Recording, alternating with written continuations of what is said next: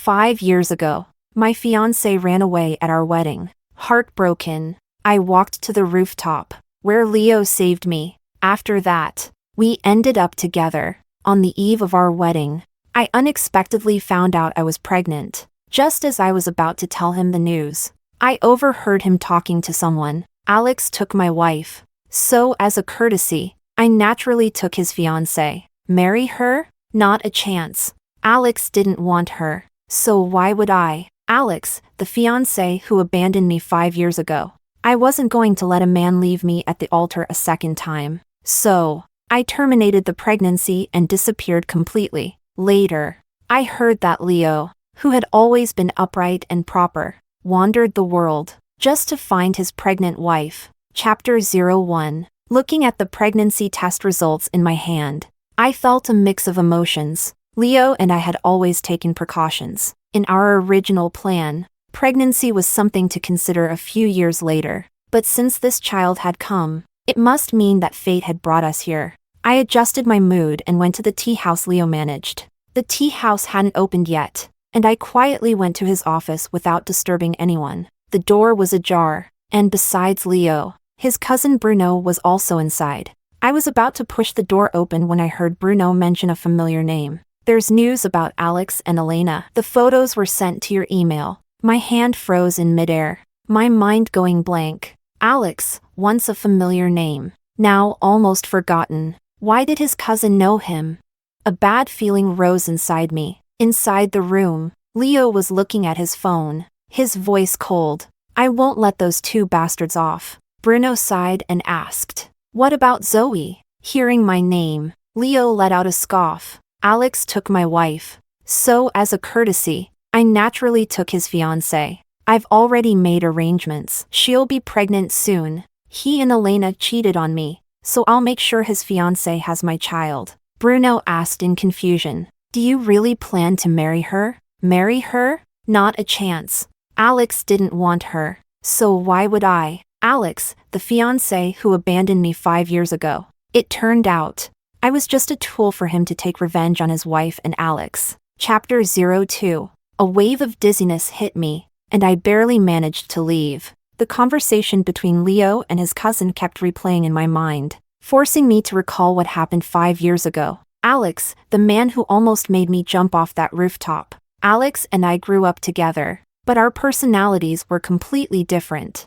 I was quiet. He was lively. I was thoughtful. He was carefree. We complemented each other perfectly. Alex used to say that he could never leave me, that I was the love of his life. We got into the same university, then continued into the same graduate program, supporting each other in an unfamiliar city. Eventually, we returned to our hometown, Nanching, for work. Although Nanching was a small city, it was cozy and had a slow pace of life, very livable. After our jobs stabilized, so did our relationship, and marriage was put on the agenda. I thought Alex and I would live happily ever after, just like that. But on our wedding day, he left me a video recording and ran away. He said he couldn't deceive himself, that he didn't love me, that it was only sibling affection. He said he had met the love of his life during grad school. He said he had tried, but he couldn't give up that girl, and he couldn't marry me.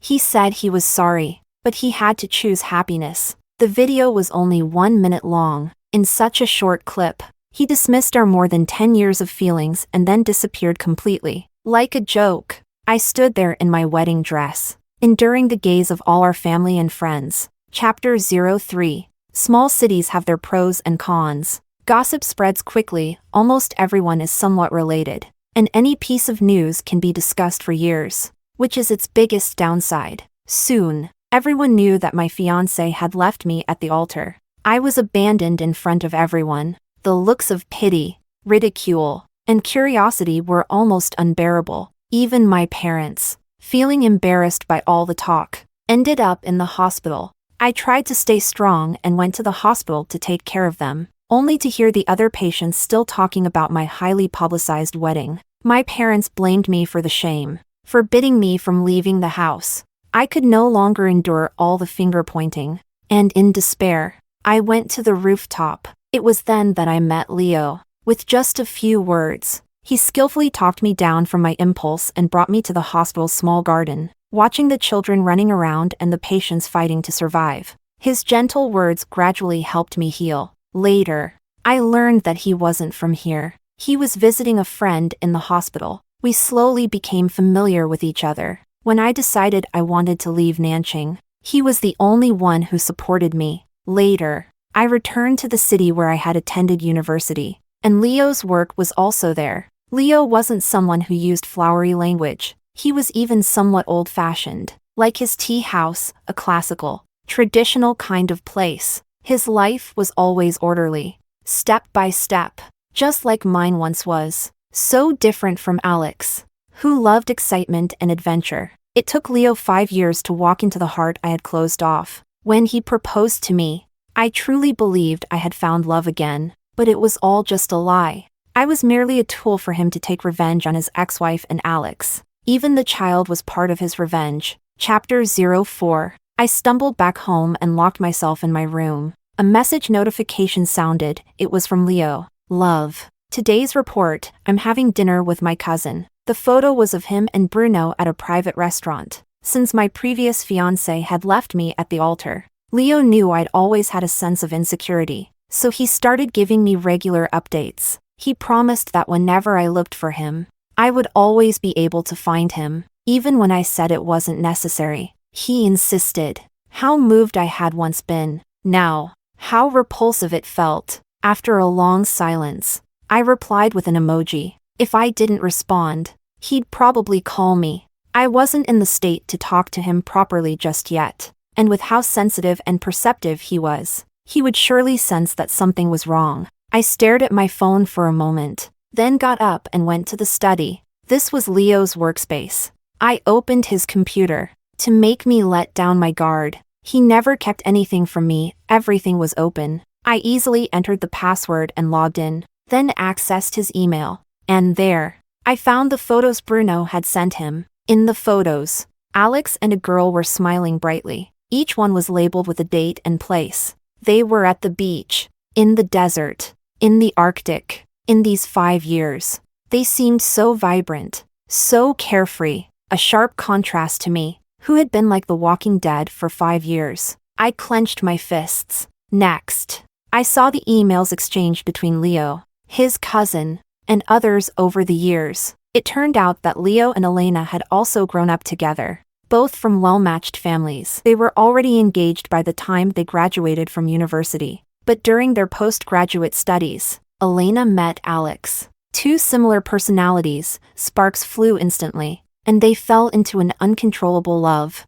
But they didn't dare confess to their respective partners. Elena and Leo were part of a family-arranged marriage. She couldn't bear the consequences of breaking it off. Alex and our parents were friends for decades, and he didn't dare be the one to break the relationship between our families. Neither of them wanted to be the villain, so they indulged themselves while carefully hiding it, until Alex and I returned to Nanjing, and they cut off contact. I started planning my wedding with Alex, while Elena registered her marriage with Leo. But later, they couldn't take it anymore. So Alex left me at the altar and eloped with Elena. Chapter 05. After my tears were nearly dry, I finally stood up in defeat. Numbly, I deleted every trace of what I'd found, then left the study. I thought I had let go.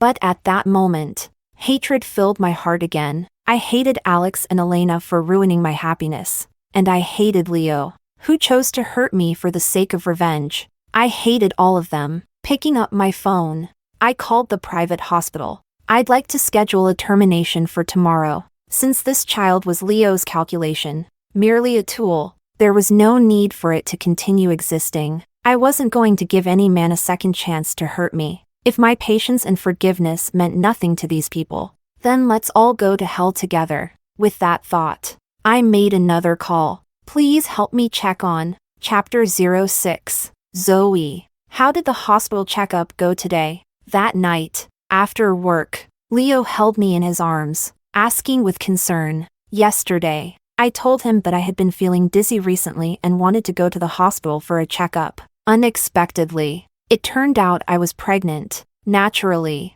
I wouldn't tell him that now. There was no need to give him another chance to hurt me. I slipped out of his arms, my movements stiff, and rubbed my head. Nothing serious, just not getting enough rest. The doctor said I need more sleep. That's good. I'm sorry, I should have been there with you today. Leo looked at me with deep affection, massaging my head, looking guilt-ridden, suppressing the nausea. I exchanged a few pleasantries with him, then used my headache as an excuse to go to bed early. The next day, after Leo left for the tea house, I went to the hospital alone. Everything went smoothly. By the time I left the private hospital, my face was pale. I had already said my final goodbye to that child. I gently placed one hand on my abdomen. Baby, don't blame mommy. You were born out of hatred and deceit. Even if you were born, you wouldn't have been blessed. Go to a good family, to parents who will love and cherish you. Chapter 07. Leo's family business is quite substantial. The company runs smoothly and successfully. Leo rarely mentioned his family, and I only briefly met his parents once at a restaurant. He said his parents had always been like that, too busy with work to care for the family. So, he longed for marriage, for warmth. He promised he would be a good husband, a good father, and love me forever, and I believed his nonsense. At that moment, I inexplicably recalled something a fortune teller had once said. If a woman believes I love you, I don't even need to read her destiny. She's destined to get divorced 3 times. Indeed, it's my fault for being too naive. I actually believed him. Now that I think about it, the reason Leo was unwilling to take me home was probably because he didn't want me to find out he had been married before, and he was afraid that someone might accidentally spill the secret. I used to feel sorry for him, so I never insisted on going to his home. But now, things are different. If I want them to pay the price, I must meet his family. After taking a month off to rest at home due to my headache, I told Leo the first wanted to meet his family. Leo was surprised. I acted hurt. My coworkers say that if we're about to get married, but the bride hasn't even visited the groom's family, it means the groom's parents don't approve of her. Leo immediately explained that his parents didn't mean that. I didn't say whether I believed him or not. Just hung my head and silently cried. Finally, Leo gave in. I knew he would agree. Because his revenge plan wasn't complete, he wouldn't risk angering me. He kissed away my tears, and it took everything in me to keep from throwing up on the spot. Chapter 08. At Leo's family's dinner table, Leo's parents seemed a bit awkward, as if they had something they wanted to say. But in the end, they remained silent, ignoring their unease. I focused on eating. Leo, meanwhile, peeled shrimp for me, poured me soup, always attentive to my every need. He played the role of a perfect husband. Sometimes I wondered if a person could truly fake it so well. Was it really worth it? To get back at Elena and Alex, he sacrificed himself, yielding to me in everything. When I was sick, he stayed up all night to take care of me. When I was in a bad mood, he bought plane tickets in the middle of the night to take me to the beach and set off fireworks. No matter how petty my tantrums were, he accepted them all. He took the blame for everything, right or wrong. He would carefully prepare my favorite dishes and learn new recipes for me. He also planted strawberries in pots for me, knowing they might never bear fruit, yet still indulged my whims. Getting himself covered in dirt. For 5 years, he was almost inseparable from me. He invested so much time and money, all for the sake of hurting me and taking revenge on them. For the first time, I felt that Leo was somewhat obsessive, but no matter what, it wouldn't affect my plans. Chapter 09. After dinner, even with Leo's parents subtly hinting, I wasn't in a hurry to leave. I'd like to see the place where you grew up. Could you show me around? I said to Leo. Leo couldn't refuse, so he took me to his bedroom. I noticed a photo album on the bookshelf and reached out to take it down. Inside were pictures from Leo's childhood. I looked at each page, and Leo occasionally explained the scenes in the photos. Eventually, he smiled and said, "In a little while, the wedding photos will be delivered. When that happens, we can sit in our new home and look at them slowly together. Just imagining that makes me happy." His voice was gentle, and the tenderness in his eyes didn't seem fake. But inside, my heart had turned cold. I suddenly remembered when we took our wedding photos. At that time, I felt inexplicably guilty. After all, I had already worn a wedding dress once and experienced the process of taking wedding photos. But Leo hadn't, and he must have been excited and full of anticipation, so I was always overly careful, never showing any sign of familiarity or impatience. I was afraid of dampening Leo's enthusiasm. I remembered that Leo's expression was also off at that time. I thought he cared that I had experienced all of this before and was being petty and jealous. I tried my best to please him. Thinking back now, he was probably reminiscing about his wedding with Elena. I was so foolish back then. He clearly saw my awkwardness and guilt, but he accepted it all without the slightest guilt. He let me try to please him, completely at ease. I didn't reply to Leo. Instead, I stood up, put the photo album back on the shelf, and said to him, "I want some grapes." "All right.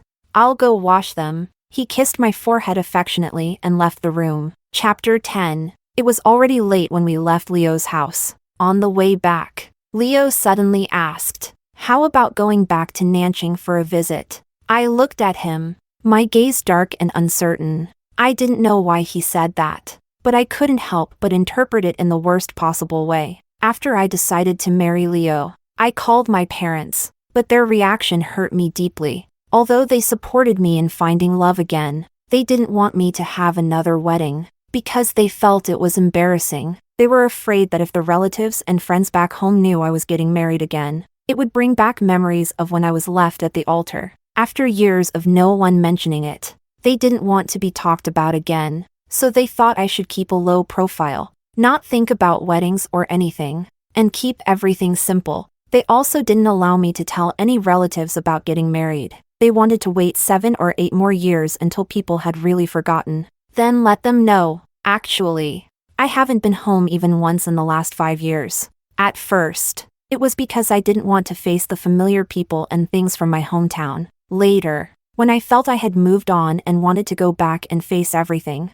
my parents subtly hinted that I shouldn't return. They didn't want to be pointed at and talked about because of me again. My parents always valued their reputation above all else. When I was little, if I didn't do well on an exam, they would beat me, not because they were worried I wouldn't get into a good university, but because my poor performance would embarrass them, only by constantly making myself excellent, giving them something to brag about. Would they love me? And when I embarrassed them, even if I was the one who got hurt, they would abandon me without hesitation. After that, my relationship with my family grew distant. Later, when I decided to get married, I thought it would help mend our relationship, but instead, it led to another round of hurt. I was completely disappointed. If I didn't know about Leo's deceptions and twisted intentions, I would have thought his suggestion to visit Nanching was simply because he didn't want my relationship with my parents to continue deteriorating, and he was trying to make amends.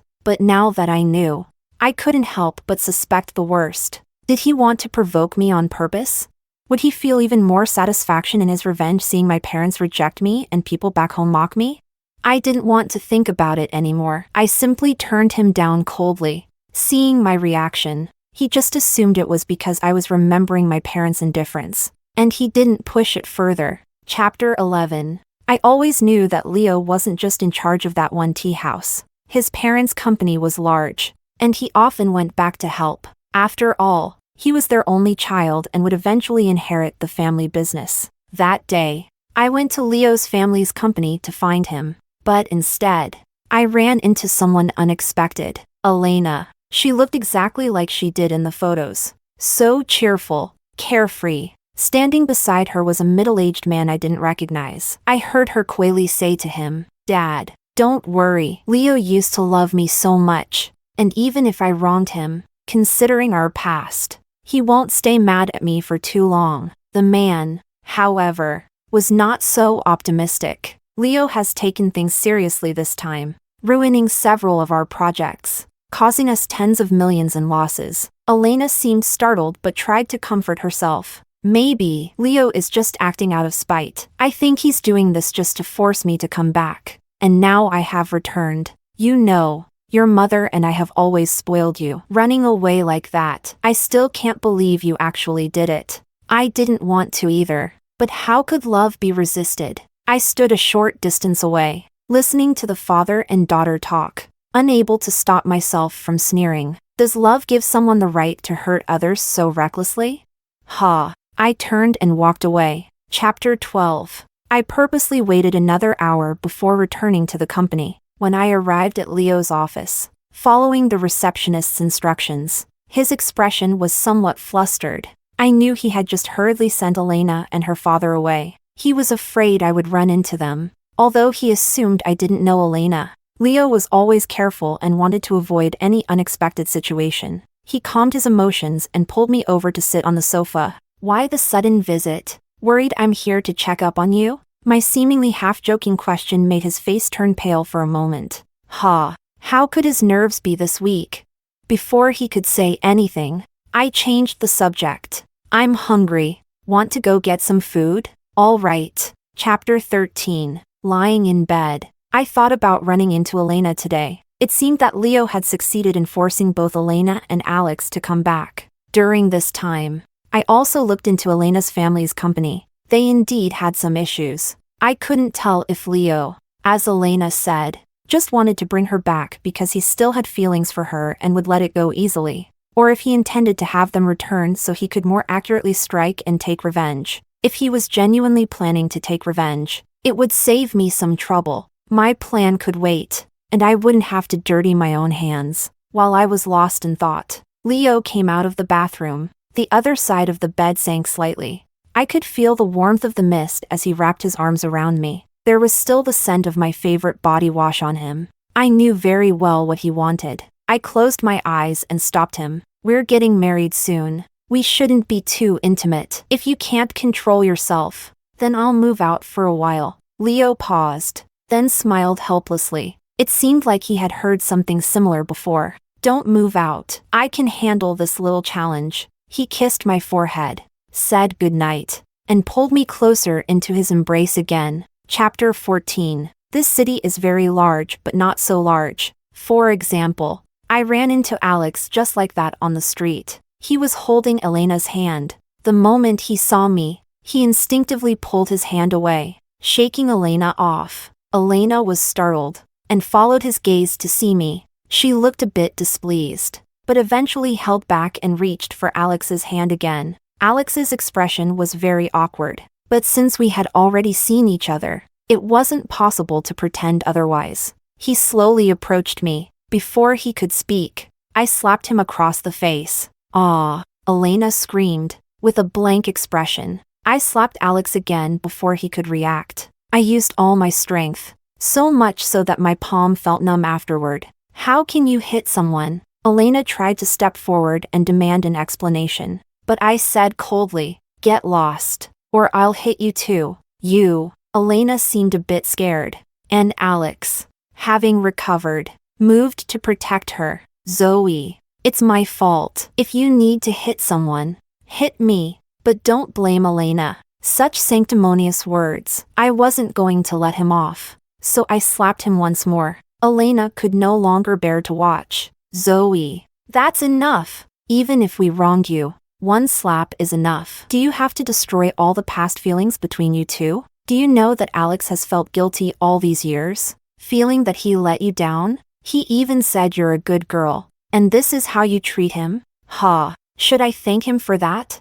What a crocodile's tears." Ignoring the onlookers, I coldly explained, "He ran away from our wedding and eloped with you, leaving me to bear the rumors alone. Even if I beat him to death today, it would still be his debt to me." With my words, there was an uproar around us, and everyone began pointing fingers at them. It was the first time Elena had been so openly ridiculed, and she couldn't help but argue. True love is not a crime. We genuinely love each other, and he never loved you. He wouldn't have been happy if he had married you out of obligation. But her words only incited the crowd further. I looked at Alex. If you had told me face to face that you fell in love with someone else, I could at least consider you honest. But what did you do? You coward. You couldn't face me, so you ran away. Did you ever think about what I would have to face? Seeing his pained expression, I couldn't help but sneer. Can't handle it now? Do you know how much your parents have endured these years, the mockery and scorn they received? He suddenly looked up, his face cycling through regret. sadness, and shame. I no longer paid attention to the crowd or the two of them and turned to leave. Chapter 15. Leo came home from work particularly early today. Seeing me tending to flowers and plants on the balcony, he finally let out a sigh of relief. He carefully observed my emotions, looking worried, and after hesitating for a long time, he finally asked, "Did you run into Alex?" The incident where I slapped Alex on the street was captured by someone and posted online, causing quite a stir. It's not surprising that Leo found out. Both Alex and Elena's information was dug up, and they received a lot of criticism, but the trending topic was soon removed. I knew it must have been Leo's doing. He was afraid that if people kept digging, they'd eventually involve him, and people would find out he was Elena's ex-husband. I didn't care. Anyway, those two were already socially ruined. I nodded without much emotion. He hugged me from behind. "It's okay now. He won't have another chance to hurt you." I smiled. "Not only them, you won't have a chance to hurt me either." Chapter 16. I kept a close eye on Elena's family's company and noticed that it was deteriorating day by day. It seemed Leo was serious about dealing with them. Soon, the news reported that her company was on the brink of bankruptcy. That day, Leo and I went to inspect the wedding venue's decorations, and Elena somehow suddenly appeared in front of us. "Leo, you are ruthless, bringing my family to ruin." The moment she saw me, her expression froze. You mean, your fiancée is Zoe?" Leo, as if facing a dire threat, immediately pulled me behind him and had the security guards drag Elena away. Elena wouldn't have it. She screamed hysterically, "Leo, just because I eloped with Alex, you want to destroy my entire family? Have you forgotten how much we loved each other? How good you were to me? We were husband and wife." After all, seeing that she was about to be dragged away, Leo still showed no pity, and she finally became scared, starting to beg for mercy. "I was wrong. I won't run anymore." "Isn't that enough? You're with Alex's fiancé just to spite me, right? I'll break up with Alex, and we can be together properly, okay?" But in the end, she was still taken away. I watched her being dragged away, her figure disappearing entirely, then turned back to Leo. He was in a panic, his face pale. He gasped, his mouth opening and closing, trying to say something but failing. He looked terrified. After a long time, he managed to say one sentence. "Let me explain, Zoe. It's not like she said." My response was a slap. His head tilted to one side, and after a long silence, he finally spoke again. "You can hit me as long as you don't get angry. I can explain everything. Please listen to me first, and then you can hit me as much as you want." He tried to hold my hand, but I pulled away. Leo's expression looked deeply hurt. Even his eyes were bloodshot. He looked so pitiful, almost as if he were the one who had been deceived. But I wouldn't soften again. I can't let myself be fooled by a man anymore. Chapter 17. I wanted to leave, but Leo wouldn't let me. He used every means possible to bring me back to the hotel room. I sat on the sofa, and he knelt before me, starting his performance. "I really didn't mean to deceive you, Zoe. You have to believe me. When we met in Nanching, I didn't know who you really were.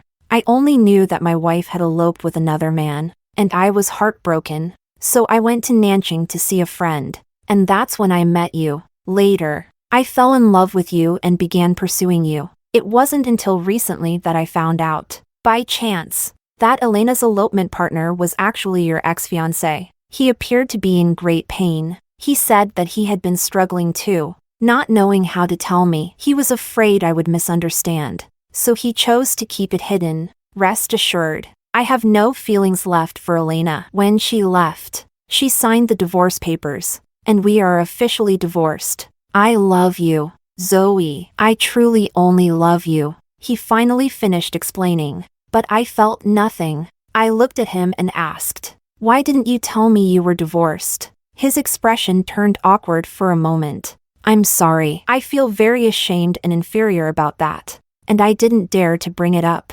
So I hid it." I didn't say I believed him, nor did I get angry, and this left Leo uneasy. He was clearly restless. It was the first time I had seen him so flustered, with none of his usual composed demeanor. I knew that right now. He wasn't pretending. He was genuinely scared, afraid that I would cancel our wedding, because he hadn't made me pregnant yet, hadn't fulfilled his revenge against Alex. Thinking about the child I had already lost, my heart hardened even more. I need some time to think. Okay, I'll give you time. But please, Zoe, don't abandon me, all right? Chapter 18. Leo and I started living separately for the time being. Originally, I wanted to move out, but he insisted that I stay. This apartment was a birthday gift from him, and it was under my name. He said if anyone should leave, it should be him. I didn't argue with him, though he still sent me daily updates.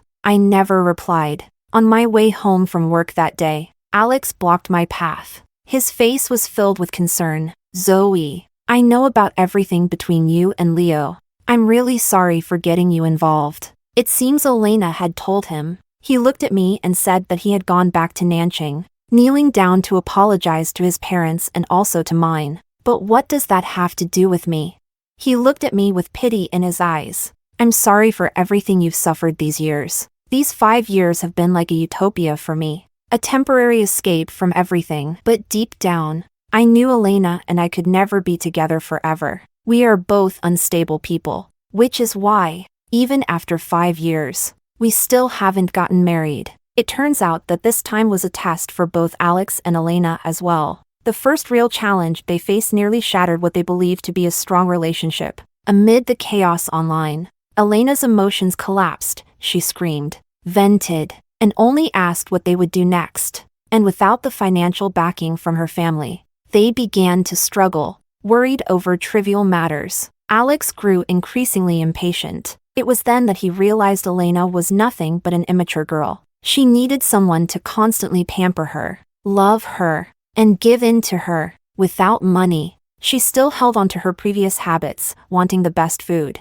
luxury items, and someone to serve her. But with Alex focused on earning a living, he had no energy to take care of her. So, they began to argue. Their love started to fade. They even hurled hurtful words at each other during their arguments, saying there wasn't really love between them, just a fling and nothing more. After saying all this, Alex looked at me deeply. I'm so sorry, Zoe. I regret it. Could you give me another chance? I don't think there could be anyone better suited to each other than us. I paused for a moment, and then couldn't help but laugh. How could someone be so shameless?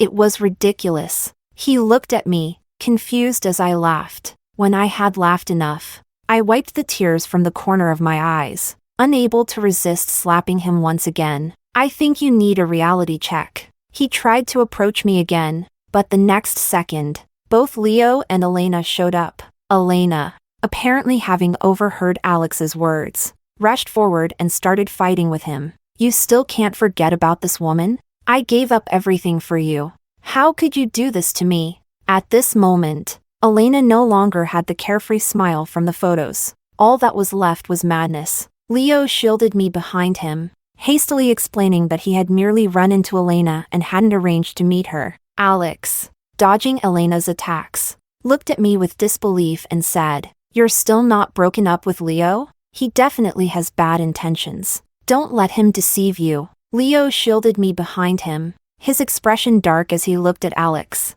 his gaze so fierce it seemed like he wanted to tear Alex apart. Zoe and I are none of your business. Not only will we not break up, but we'll get married and stay in love for the rest of our lives. His words left Alex stunned, and even Elena stopped her struggling. You, Leo, have you really fallen in love with Zoe?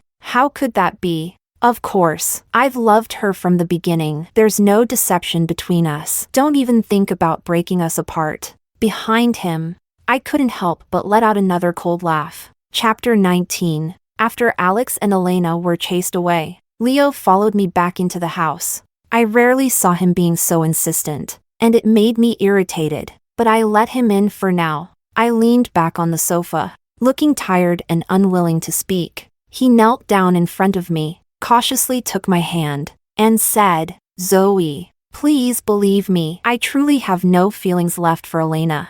I forced her to come back only to make her watch her family's collapse with her own eyes. I gave no response to his explanation. Seeing that I wasn't getting angry, he hesitantly asked, I promise I won't see Elena again. Could you also not see Alex anymore? Finally, I looked up at him. He seemed awkward and embarrassed. You two grew up together. You know each other so well. I'm afraid you might feel soft-hearted toward him. At this, I really couldn't help but laugh. Is he jealous? Absolutely ridiculous. Is he too caught up in his own performance?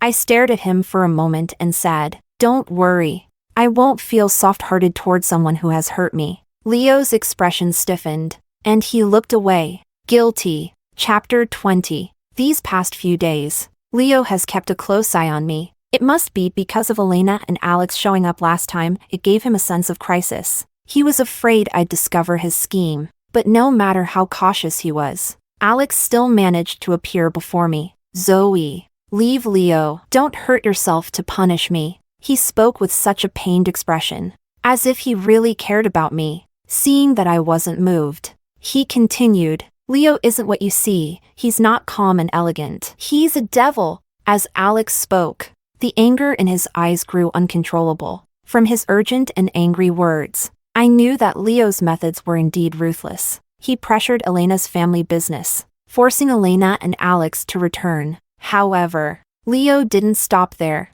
Instead, he continued to apply pressure, pushing Elena's family business to the brink of bankruptcy. He also exploited loopholes and set traps for Elena's family business while they were overwhelmed. Now, the company has not only gone completely bankrupt but also faces lawsuits. Currently, both Elena and her father have been arrested and imprisoned. Moreover, Elena had once brought a bunch of documents for Alex to sign, claiming it was an investment opportunity that could help the family weather the crisis. At that time, their relationship was still good, so he signed them without a second thought. Now, however, those documents have involved him in a major financial crime, and he's facing prison time.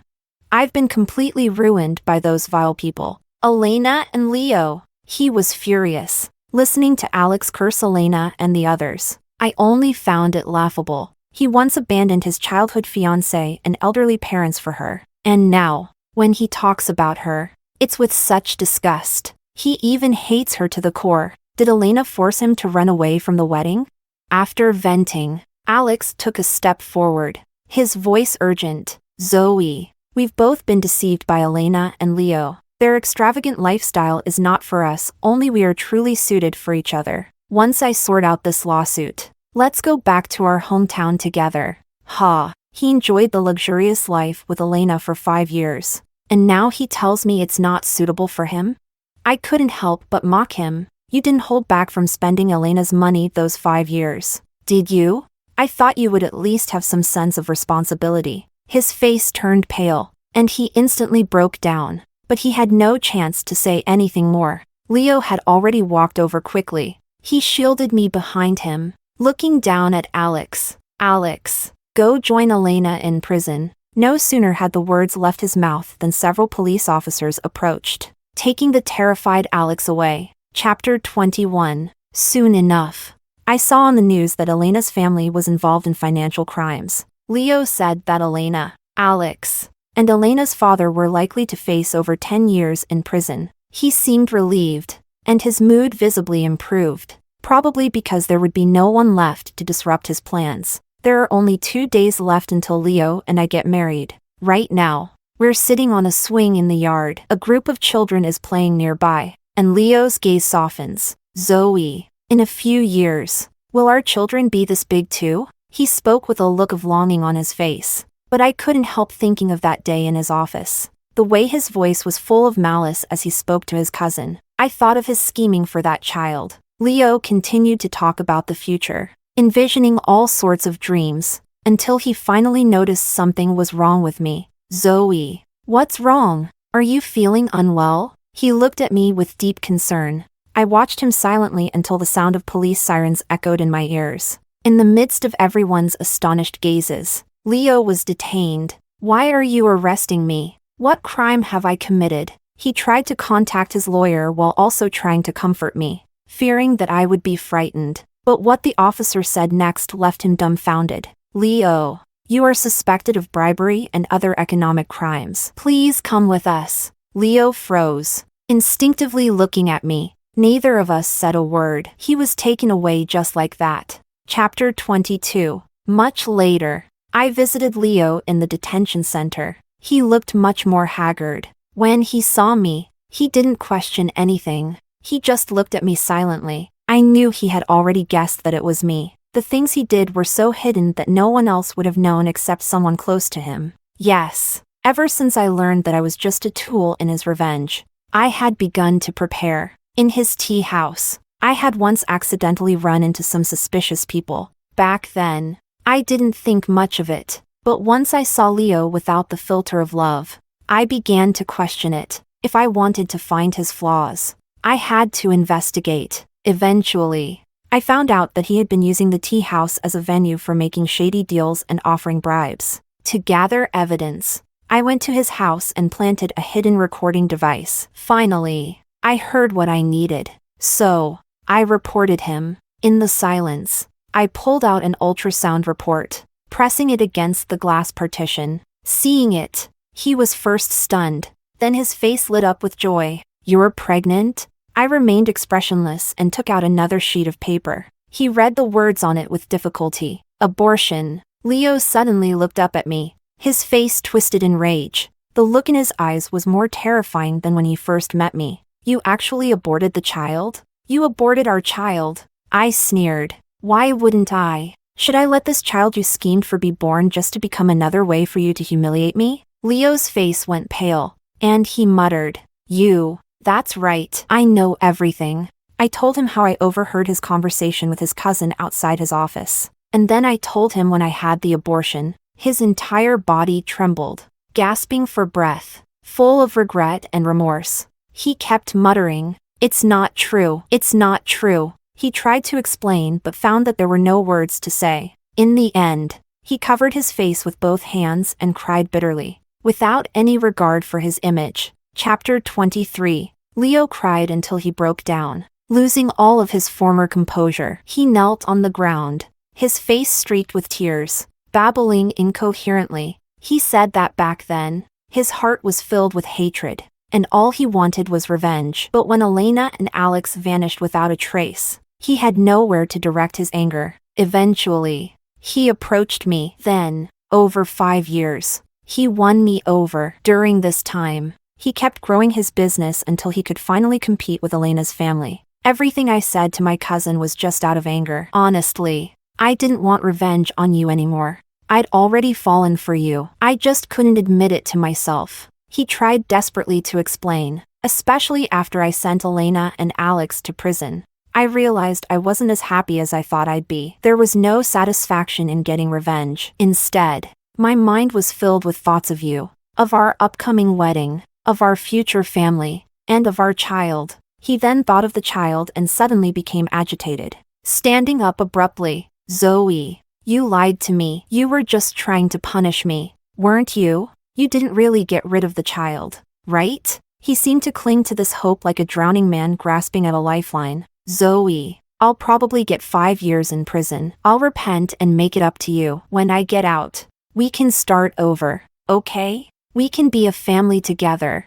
I looked at him, seeing his desperate state, and let out a mocking laugh. We will never see each other again. Amid his cries, I pushed the door open and left. Chapter 24. Later, I sold the house and applied for a PhD program abroad. After that, I began my journey around the world. Years later, I saw Leo in a friend's phone picture taken during a hiking trip. It was then that I learned from my friend that they had met Leo by chance. They were just passing strangers, soon parting ways again. By that time, Leo had already been released from prison. He didn't go back into business but instead became a wanderer. He traveled all over the world, leaving traces even in the most dangerous and remote places. My friend recalled him. He was a very desolate man, seemingly without any worldly desires. It felt like he was searching for someone, his wife and child. It seemed he spoke of making mistakes when he was young and losing them, and he deeply regretted it. When we camped in the jungle, He wouldn't sleep in the middle of the night. He just sat there, staring at a photo with tears in his eyes. It looked like a wedding photo. I listened quietly, my heart calm and unmoved. Looking back on those past events, I could finally feel nothing at all. The world is so big, so why be trapped by whether or not some man loves me? There are so many things I could love. I packed my things and said to my friend, "Come on, let's go. We still have to see the northern lights." At the mention of the northern lights, everyone became excited again. We packed up our belongings and continued forward, toward the beauty awaiting us.